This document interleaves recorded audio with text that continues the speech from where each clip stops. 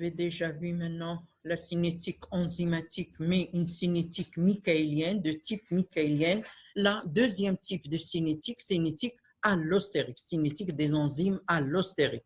Enzymes et on va voir les effecteurs aussi allostériques, ça veut dire des activateurs ou des inhibiteurs de ces enzymes allostériques. On trace comme la cinétique michaélienne, on a tracé V en fonction de S, on a tracé V en fonction de S suivant une cinétique michaélienne et une B en fonction de S avec la courbe bleue d'enzyme allostérique.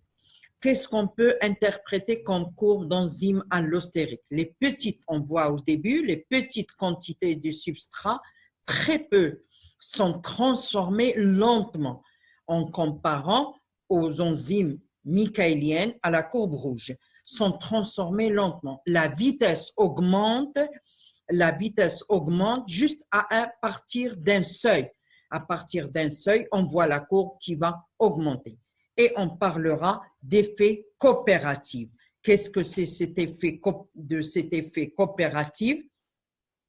Contrairement aux enzymes allostériques, aux enzymes michaéliennes, les enzymes allostériques n'exercent pas leur action à des concentrations en substrat élevées. Contrairement, les enzymes allostériques n'exercent leur action qu'à des concentrations en substrat élevées. C'est pour cela on a dit que la vitesse augmente à partir d'un certain seuil, à partir d'un certain nombre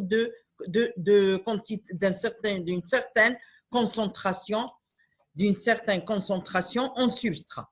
C'est pour cela on dit que les enzymes allostériques n'exercent leur action, et on le voit bien sur le début de la courbe, qu'à des concentrations élevées en substrat.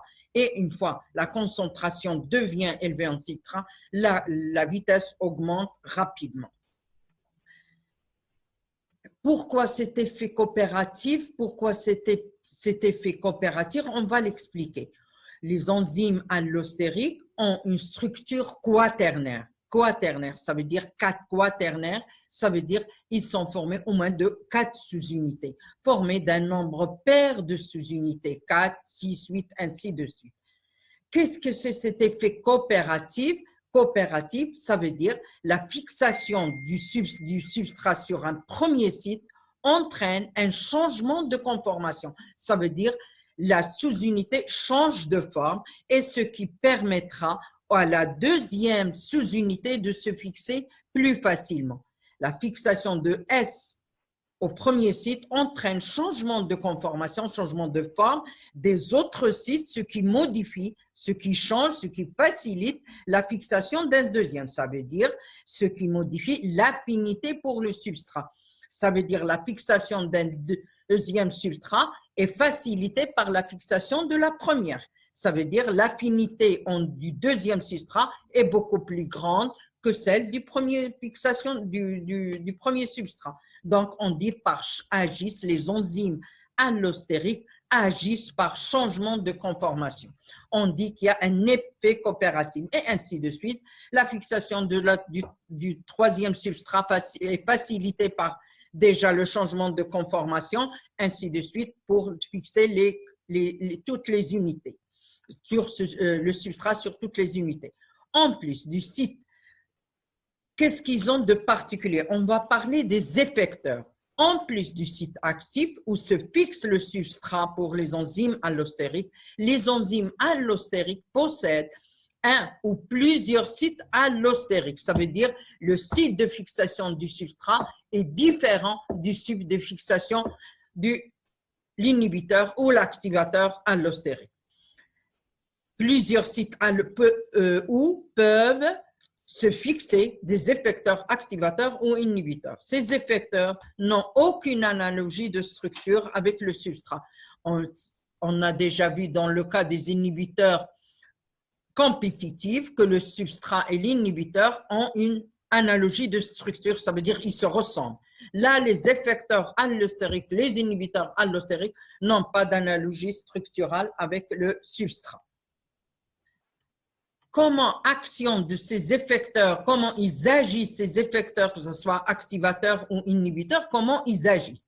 Ce sont des substances qui agissent soit comme activateurs ou inhibiteurs en modifiant la conformation. S'il vous plaît, soulignez bien, changement de conformation. Les enzymes allostériques, les effecteurs activateurs ou inhibiteurs agissent en modifiant la conformation des sites de liaison au substrat, ce qui change l'affinité pour le substrat. On parle d'activateur allostérique, augmentation de l'affinité de l'enzyme pour le substrat. Un activateur augmente l'activité de l'enzyme pour fixer le substrat et lui permettre d'agir à faible concentration en substrat. Et ça, c'est très important.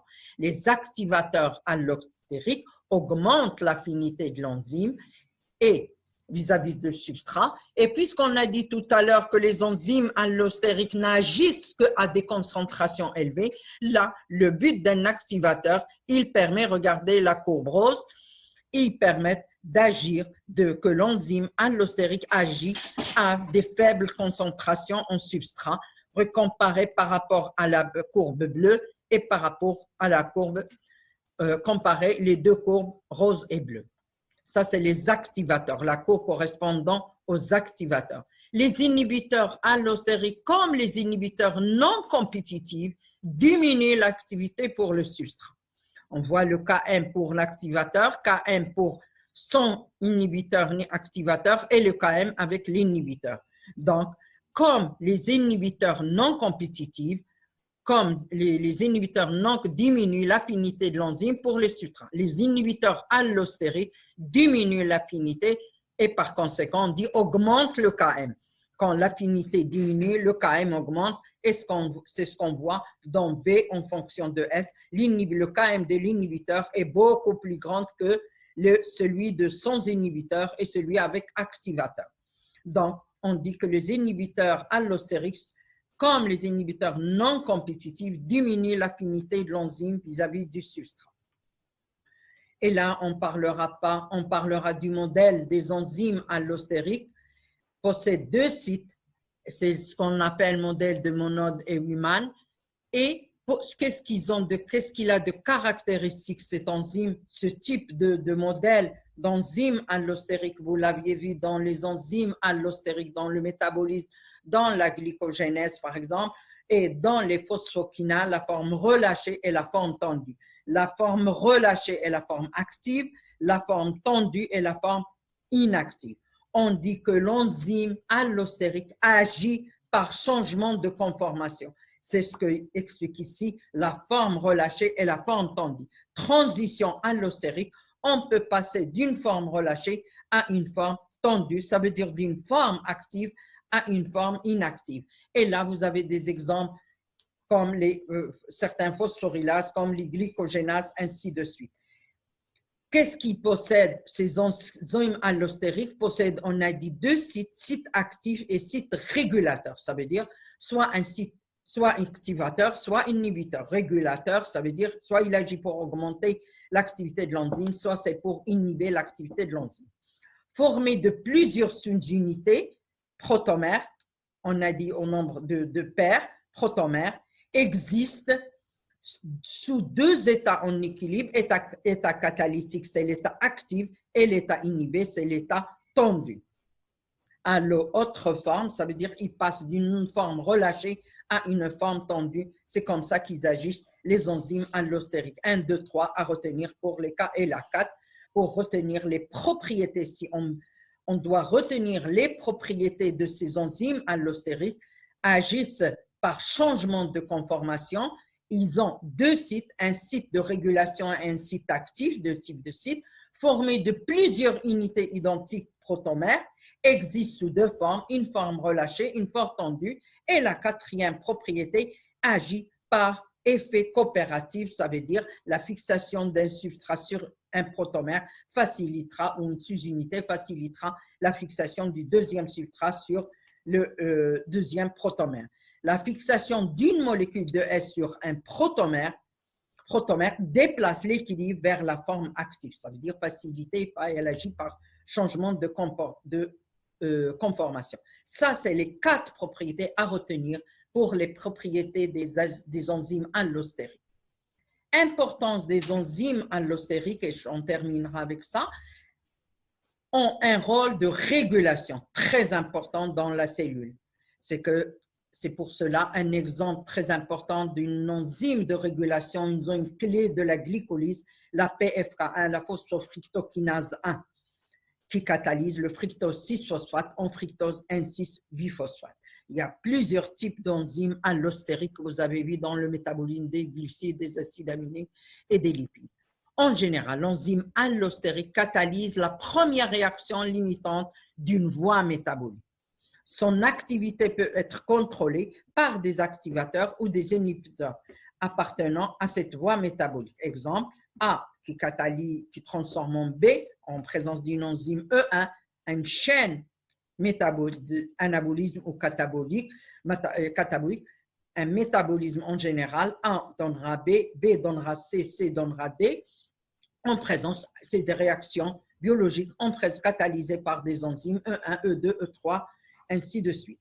Et X est le produit. Enzyme allostérique, c'est l'enzyme E1.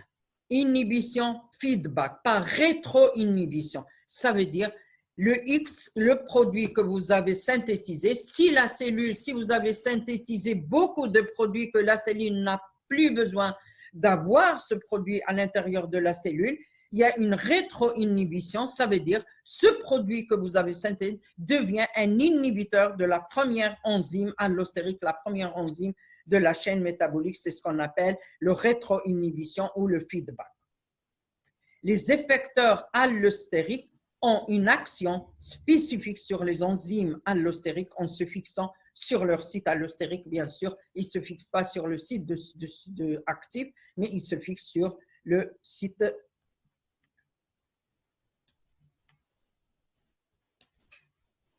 Et on terminera avec ce cours-là. On s'arrêtera là pour ce programme, pour ce module.